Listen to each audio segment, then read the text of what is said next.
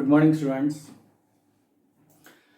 In last video lecture or previous video lecture, we study about the photoelectric effect and Lennard's experiment to study the photoelectric effect. Now, the Lennard noted the observations. These observations are the first one is the photoelectric effect is an instantaneous process. Second one, the photoelectric emission takes place only when incident light radiation has certain minimum frequency. Now this minimum frequency is called as a threshold frequency. Also, this threshold frequency is different for different material. Material changes, threshold frequency changes. The wavelength corresponding to threshold frequency is called as a threshold wavelength. The next one, the photoelectric current is depends upon the intensity of light radiation. Photoelectric current directly proportional to intensity of light radiation.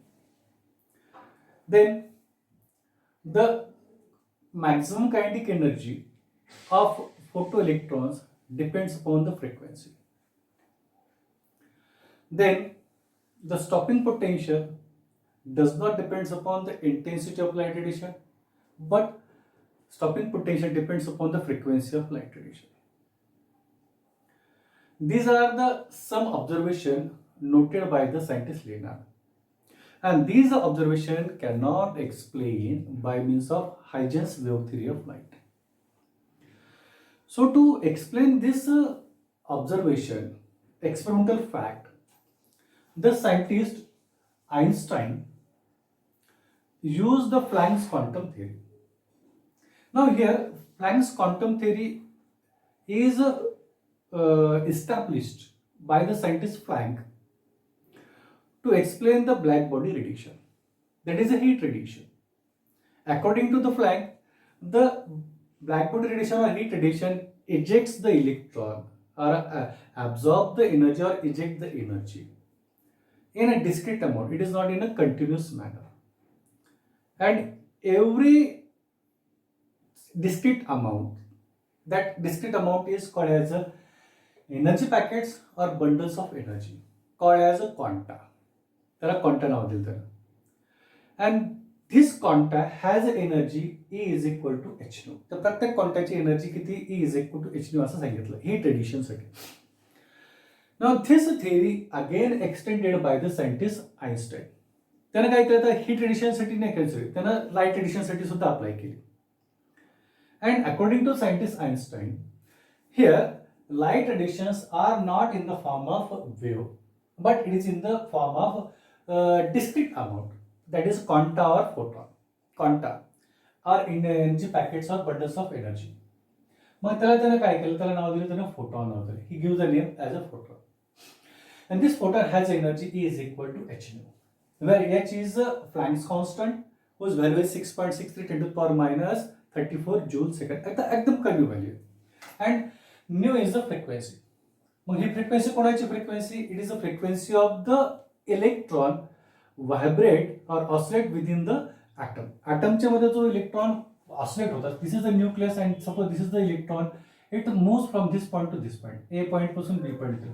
It vibrates, it oscillates, and while oscillating काय होतो, it radiates the energy. मग याची जी frequency, this frequency is nu. Greater the frequency, greater the energy. हे त्यानं आइन्स्टाईननं consider केलं. आणि हे wave nature आहे, हे हायजेनचं वेव्ह नेचर आहे. ओके. मग by considering this particle nature और क्वांटा और photon, scientist explain the photoelectric effect. मग काय, की this is the metal surface at which we are allowed to incident the photons. आता photons हे ज्याच्यावर पडले, when this photon falls on this metal surface, according to the Einstein, there is a collision between photon and electron. Electron photon मध्ये collision होतं.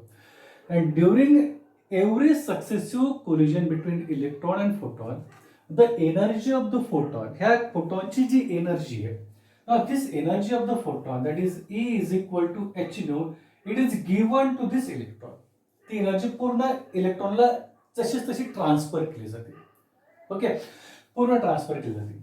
And as the energy of the electron increase by getting this much amount energy, he energy दिली त्याला, त्याची स्वतःची काही energy पुन्हा एवढी energy दिली, सो इट्स एनर्जी इन्क्रीजेस, त्याची एनर्जी वाढते. And this energy is sufficient to eject the electron from the metal surface. मग आता एनर्जी कशी, ही सफिशियंट आहे to eject the electron from the metal surface.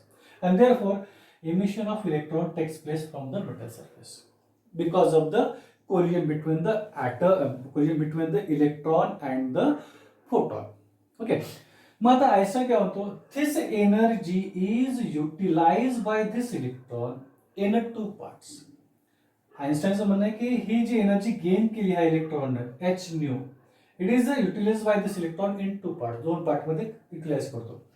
The sum part is utilized by this electron to just overcome the electrostatic force of attraction. म्हणजे ह्या metal surface मधून just बाहेर पडण्यासाठी, इथून फक्त बाहेर पडण्यासाठी ती एनर्जी खर्च केली जाते. मग ती जी एनर्जी खर्च केली जाते, this energy is called as a work function. मग work function means what, the minimum energy required by the electron to just eject from the metal surface. That energy is called as a work function. Now it is found that experimentally the work function is different for different metals. प्रत्येक मेटलसाठी work function हे वेगवेगळं असतं, depends upon that material of the metal. तुमच्या टेक्स्टबुकमध्ये work फंक्शनच्या values दिलेल्या आहेत वेगवेगळ्या मेटलच्या, ते पाहून घ्या तुम्ही, आणि त्याच्यावरून तुम्हाला लक्षात येईल की work function is different for different metal. मग आता हे वर्क फंक्शन झालं. मग आता रिमेनिंग जी राहिलेली एनर्जी आहे, that energy it appears at its maximum kinetic energy.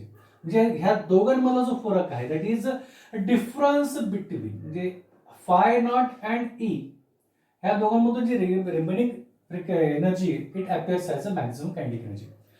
मग त्याने एक इक्वेशन सेटअप केली. This equation that is H nu is equal to phi naught plus half M V square max, where h nu is the energy of the photon given by the energy of the photon given to the electron or gained by the electron, and phi naught is the work function of the metal, त्या मेटलचं, and half mv square max is the maximum kinetic energy of the electron by means of which the electron ejects from the metal surface.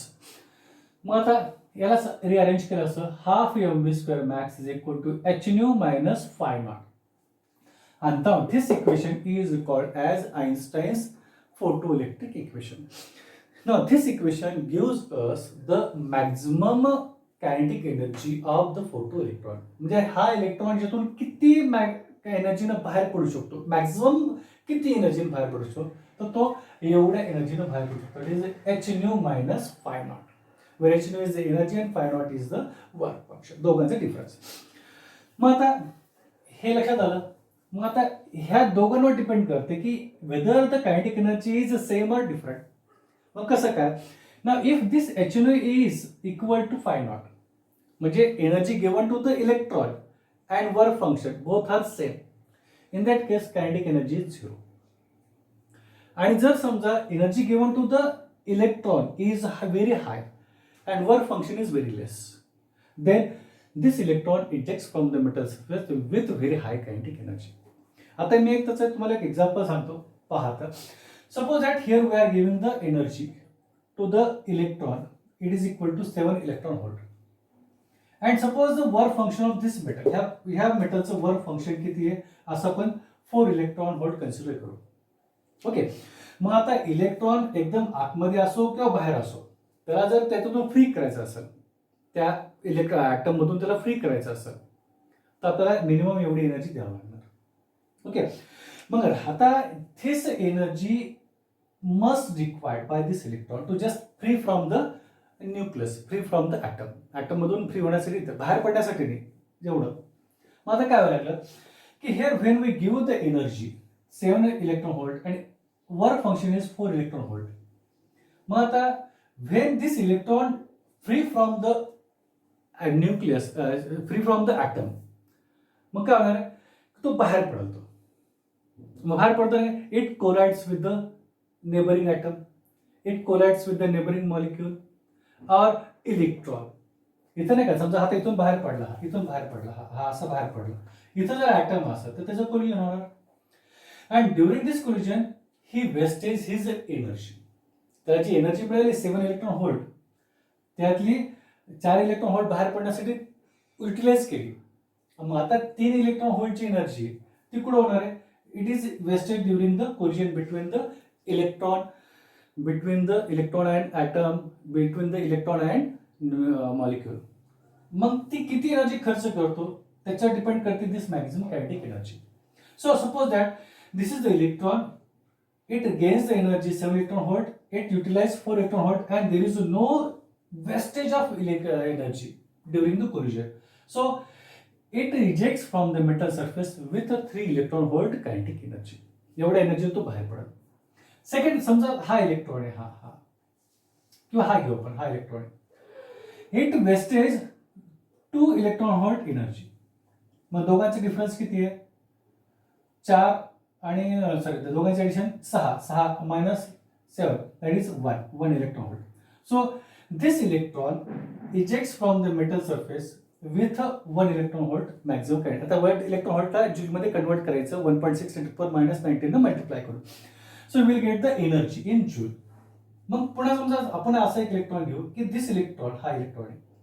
Now this electron utilize the energy this 7 electron volt.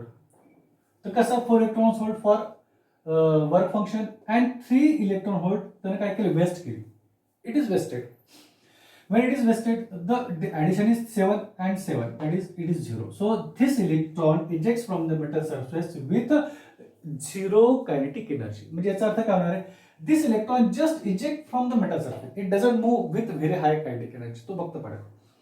आणि कधी कधी काय होते की हा electron free जरी झाला, this electron gets free, but during this passage it collides with the number of electrons, atoms and molecules.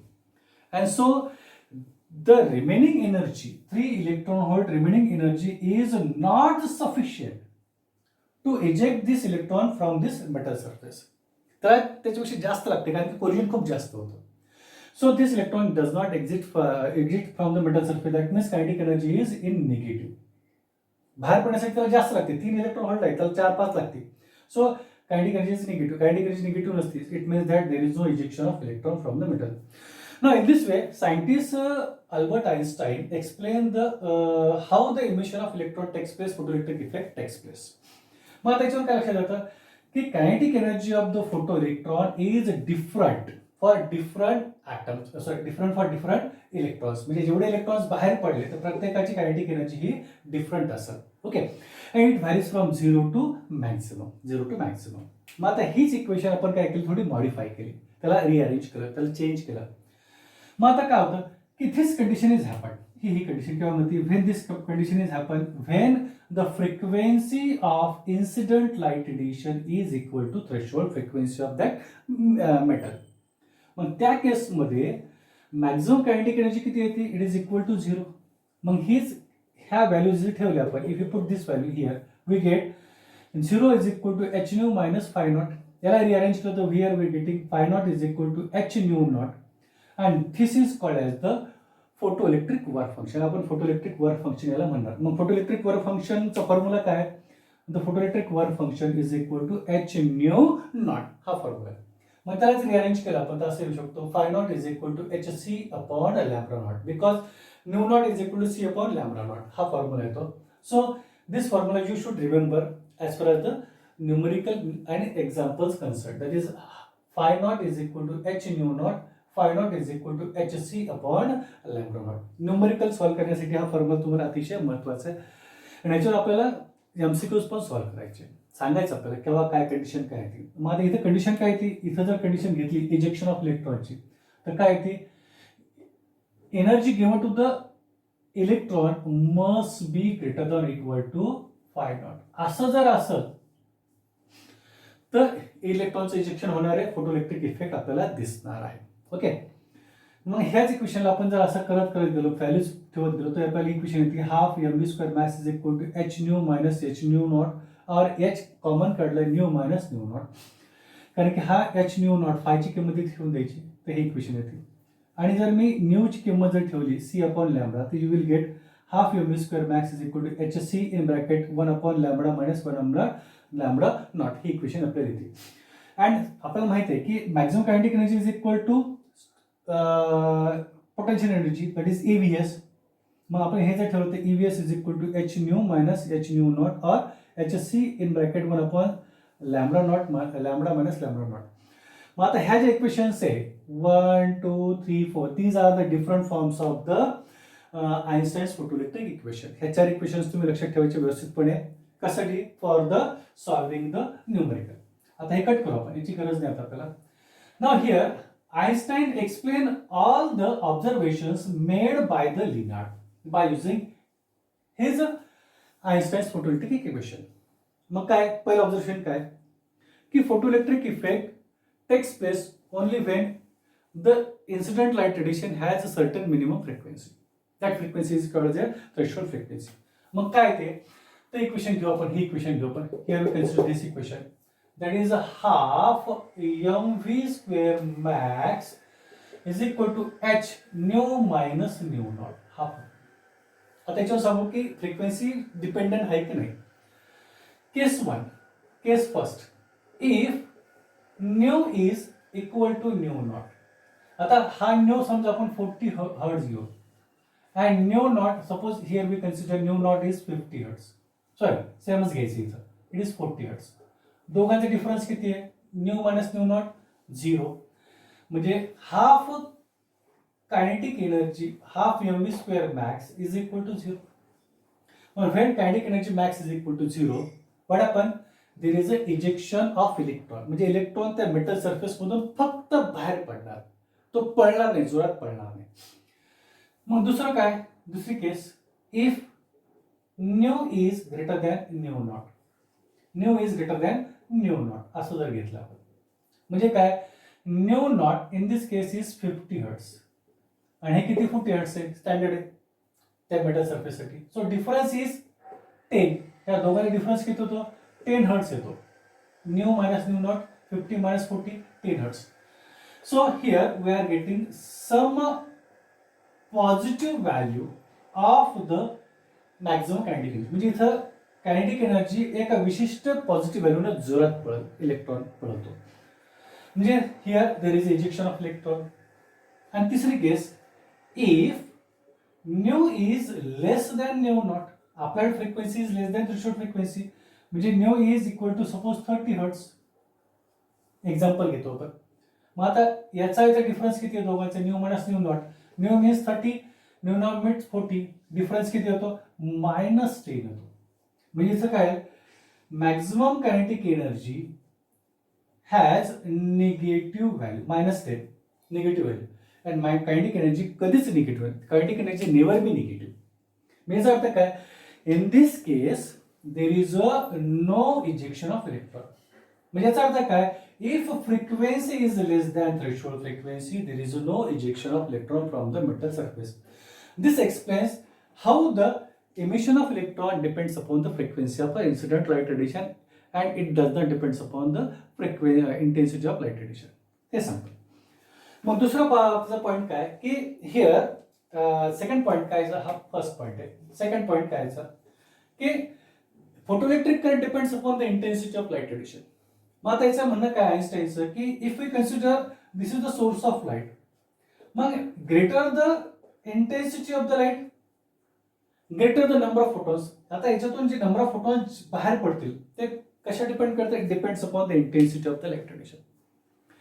किंवा असं म्हणू शकतो number of photon gives us the intensity of the light radiation. Greater the photon greater the intensity. जेवढे photon जास्त तेवढे intensity जास्त. मग जेवढी इंटेन्सिटी जास्त तेवढे फोटॉन जास्त. मग ते फोटॉन ह्या मेटल सरफेसवर पडायचे. मग जेवढे फोटॉन्स पडतील तेवढं कोलिजन होईल. आता मला सांगा, मी जर समजा हातात 5 दगड घेतले आणि ते 5 दगड फेकून मारले तर 5 ठिकाणीच लागणार. ते 5 जणांना कोणाला तरी लागणार. पण मी अशा हातामध्ये खूप मोठे दगड घेतले, 5 20-25 30 दगड घेतले, गोट्या घेतल्या आणि जोरात फेकून मारले तर तेवढ्या लोकांना ते लागणार. किंवा साधे सिंपल आणखीन एक एक्झाम्पल, रायफल जे पोलिसाचं रायफल असतं ना, तर त्याच्यामध्ये एका वेळेस एक गोळी निघायची सुरुवातीला, एका वेळेस एकच गोळी निघायची. मग त्याने एक फायर केली की एक गोळी निघून समोरच्या माणसाला लागायची. आता AK-47 आहे, ॲडव्हान्स रायफल्स आल्या AK-47. तर AK-47 मध्ये एकाच वेळेस 100, आता एक्झॅक्ट नंबर मला माहिती नाही, पण नंबर ऑफ बुलेट्स बाहेर पडतात. मग नंबर ऑफ बुलेट जेव्हा बाहेर पडतील तेवढ्या लोकांना लागेल ना ते. याचा अर्थ काय, more the number of bullets more the impact.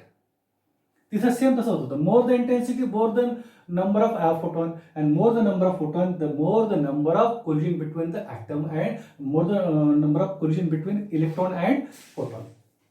आणि प्रत्येक कोलिजन मध्ये काय होतं, इलेक्ट्रॉन बाहेर पडतो. मग more the electron eject from the metal surface. म्हणजे याचा अर्थ काय की as intensity increases photon increases, and therefore electron ejected from the metal surface also increases. That is, photoelectric current is directly proportional to intensity of the incident light radiation. हा त्याचा second part. मग तिसरा part काय की here photoelectric effect is an instantaneous process. Photoelectric effect कसा आहे, instantaneous process आहे. मग इन्स्टंटेनियस प्रोसेस कसं की photon has a velocity 3×10⁸ metre per second. मग एवढ्या स्पीडचा फोटॉन त्याच्यावर पडतो आणि सडन त्याचे ते नॉकआउट करून इलेक्ट्रॉन्सला बाहेर पडतो. तो काय त्याला वेळ लागत नाही. It takes less than 10⁻⁹ second. म्हणजे फोटॉन पडला, टक्कर झाली, इलेक्ट्रॉन बाहेर निघाला, याला फक्त 10⁻⁹ सेकंड किंवा त्याच्यापेक्षा कमी वेळ लागतो. So this explains the photoelectric effect is an instantaneous process, sudden process. जसं फोटॉन पडला इलेक्ट्रॉन बाहेर निघाला, फोटॉन पडला इलेक्ट्रॉन बाहेर निघाला, फोटॉन नाही पडला इलेक्ट्रॉन बाहेर निघाला नाही. हा झालं. मग आता पुढचं एक्सप्रेशन काय होतं की स्टॉपिंग पोटेन्शियलचं होतं. मग आपण एक ग्राफ काढला होता. Here we plot the graph. Graph कसा होता की along x axis we are taking the potential, exciting potential and retarding potential, and along y axis we are taking the current, photoelectric current. इथे काय current, हा graph. आणि intensity कशी, इथं intensity आपण कॉन्स्टंट ठेवली होती. Here we are changing the frequency. इथं फ्रिक्वेन्सी चेंज केली. Now this is the graph. Here this gives us the stopping potential. हा स्टॉपिंग पोटेन्शियल देतो. This gives the stopping potential. Okay. And here this is the frequency nu1, this frequency is nu2, and this frequency is nu3. Here nu is greater than nu0. हा graph होतो. लक्षात घ्या. पाहिलं तुम्ही, मला learn पण केला असेल. ओके. मग this graph suggest that stopping potential increases as a frequency increases. मग आता तुम्ही ह्या इक्वेशन कडे मग इक्वेशन काय सांगते, that is EVS is equal to H nu minus nu naught. ही इक्वेशन सांगते H nu minus nu naught. याला मी रिअरेंज करतो, हा इथून काढतो, इथे टाकतो. मग difference between nu and nu naught is suppose it is again frequency. समजा न्यू हे 50 आहे, न्यू नॉट हे 40 आहे. डिफरन्स इज 10 हर्ट्स, म्हणजे it is again frequency, change in the frequency. मग हा काय, this is nothing but the change in the frequency. And this factor is constant. H is constant, A is constant. म्हणजे याचा अर्थ काय, stopping potential is directly proportional to frequency. It suggest the stopping potential directly proportional to frequency. मग as a frequency increases, stopping potential also increases. लक्षात आलं तुमच्या की पहा, आपल्या इक्वेशन काय ती EVS is equal to H nu minus H nu naught. तर मी डायरेक्ट असं लिहिलं EVS is equal to H in bracket nu minus nu naught. ईला इकडे शिफ्ट केलं. So EVS is equal to H upon E nu minus nu naught. Nu minus nu naught म्हणजे change in the frequency. दोन change in frequency नाही, difference in the frequency. Difference in the frequency, ह्या दोन frequency difference म्हणजे तो फ्रिक्वेन्सीच असणार आहे. मग आणि H upon E is constant. So stopping potential is directly proportional to frequency. As frequency changes, stopping potential changes. Secondly, ही जी इक्वेशन आहे, ही जी इक्वेशन आपण जर पाहिली, आपण ही इक्वेशन, ह्या इक्वेशन मध्ये इंटेन्सिटी कुठंच नाही. In this equation here there is no any intensity term. या इक्वेशन मध्ये इंटेन्सिटी टर्म नाही.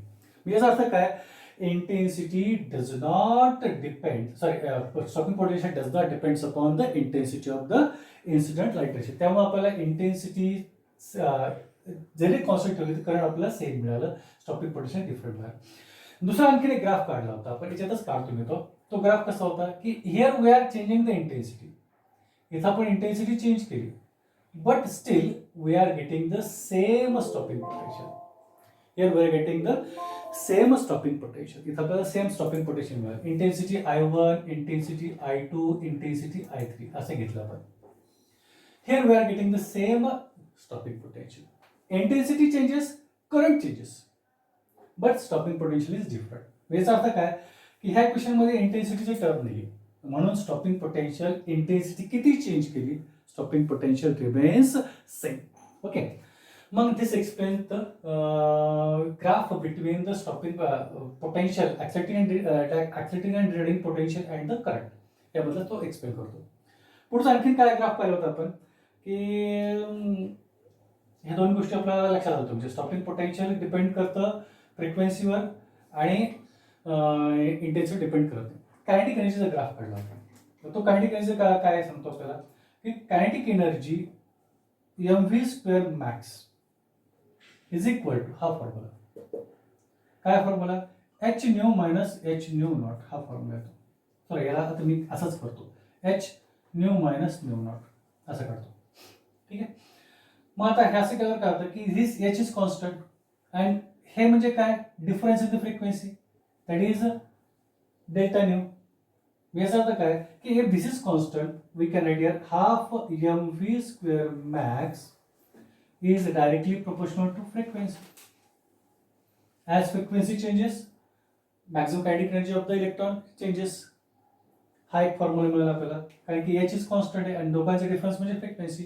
So this is these are the explanation of the photoelectric effect by means of the Einstein's photoelectric equation. ह्या प्रकारे आइन्स्टाईननं photoelectric effect explain केला. मग आता त्याच्यातले दोन पॉईंट्स आहे जे नीट जेईसाठी तुम्हाला आवश्यक आहे ते मी तुम्हाला सांगतो. ओके, तर ते ग्राफच्या फॉर्मॅटमध्ये. तर पहिला ग्राफ आपण काढू. द ग्राफ इथे लिहितो मी, here I write here graph between kinetic energy max and frequency of incident light radiation. तो काय म्हणतो ग्राफ. नाउ दिस ग्राफ आपण काढलेले अगोदर सगळे, has a nature straight line nature, असं स्ट्रेट लाईन नेचर असं त्याचं, त्या ग्राफचं नेचर कसं स्ट्रेट लाईन असं, हे सरळ रेष काढायची. Okay, this is the x-axis. Along this axis we are taking the frequency, along the y-axis we are taking the maximum kinetic energy. Kinetic energy max घेतो याच्या across. This is the origin 0. Here, this graph intersect at x-axis. This x-axis intersect is given by the threshold frequency.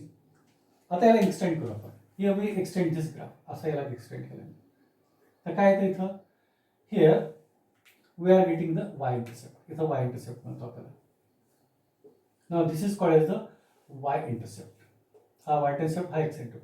मग तुम्हाला नीट जेईला विचारतात तर graph between kinetic energy, maximum kinetic energy and frequency, the intercept x intercept gives काय देतं, the threshold frequency. Y intercept काय देतो पाहिजे आपल्याला. नाउ कन्सिडर दिस इक्वेशन. काय इक्वेशन आहे here, half mv² max is equal to h nu minus h nu naught. Okay, h nu minus h nu naught हा graph म्हणतो आपण. Now this equation is of straight line equation. Correlate केलं तर काय येतं आपल्याला इथं, that is y is equal to mx plus c. मग त्याच्यामध्ये काय, this m represents the slope of the graph and this c represents the y-intercept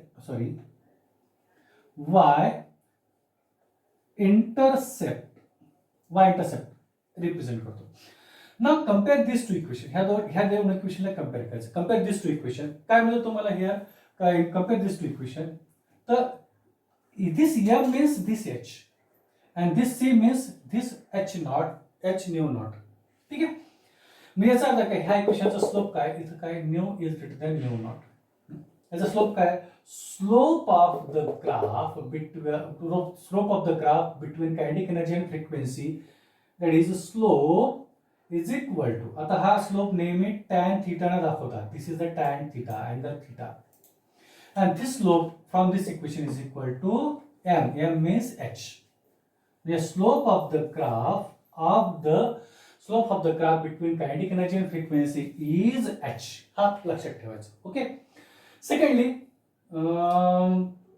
intercept, y intercept काय देतो, c is y intercept, this is equal to h nu naught, so it is h nu naught. Now this h nu naught is equal to phi naught, म्हणजे it is also equal to phi naught. म्हणजे याचा अर्थ काय की हा जो इथला जो इंटरसेप्ट आहे, इट इज, याची व्हॅल्यू किती आहे, phi naught और it is h nu naught. पण हा कसा आहे, इट इज अ निगेटिव्ह, खाली आला, it has a value negative, इथं पॉझिटिव्ह, इथं negative value. So the y intercept is negative, so it is a negative intercept, y intercept, that is minus phi naught or minus h nu naught. मग लक्षात ठेवायचं. Secondly, if we change the metal, हा this is first metal, and if we change the metal, second metal change घेतलं. Okay, this is a metal second. Now for metal second, here we are getting the threshold frequency different threshold frequency. म्हणजे आता हा threshold frequency म्हणजे X intercept change होणार for second metal, that is a nu naught 2, आणि this is the Y intercept, हा एवढा. मग तो किती येणार आहे, here again H nu naught 2, इथे काय येणार एच न्यू नॉट 2, आणि हा H nu not 1 for second metal. तिसरं मेटल घेतलं तर सेम तसंच येणार आहे, that is frequency, threshold frequency changes, x intercept changes and Y intercept also changes accordingly. It depends upon, आता हे म्हणजेच काय, work function 2, work function 1. Now this is the graph between the kinetic energy and frequency of the incident light radiation. Okay, हा graph नीट JEE साठी लक्षात ठेवायचे, हे पॉइंट्स लक्षात ठेवायचे. Okay, second one graph last झालं. Second one, the graph between stopping potential and the frequency. Graph between stopping potential and the frequency. Stopping potential, that is VS and frequency. हा graph काढू आपण. तर nature of the graph is like this. काढलेला आहे आपण हा, त्याला फक्त आता आपण एक्सटेंड करतोय आपण. Here we are taking the stopping potential and here we are taking the frequency, and again nature of the graph is a straight line असेल, and the x-intercept of this graph is again a threshold frequency. Okay, this angle is theta and slope of this graph is tan theta. Okay, tan theta कसं आहे ते तुम्हाला mathematically माहित असेल.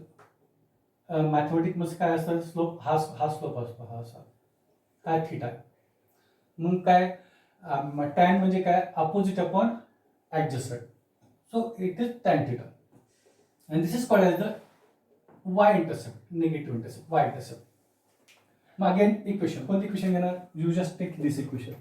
Okay, मग काय, मग ह्या इक्वेशनला मी आता लिहितो VS is equal to, rearrange करतो direct, H upon E nu minus H upon E nu naught. ठीक आहे, equation. Now if you compare this equation to the straight line, this is the straight line equation. There is y is equal to mx plus c. आताच पाहिलं की this m stands for the slope, and here this is the slope, and this it stands for y intercept. This is the y intercept. इथे काय, ह्या इक्वेशनचा slope काय आहे, here again nu is greater than nu naught. मग slope काय, slope of the graph of stopping potential and frequency is equal to tan theta is equal to किती येतो तो आता, स्लोप किती येतो, h upon e. Now this h upon e remains constant. हा slope नेहमीच कॉन्स्टंट. इकडचा स्लोप किती होता, पहिल्या इक्वेशन मध्ये स्लोप इज h, तो कॉन्स्टंट आहे.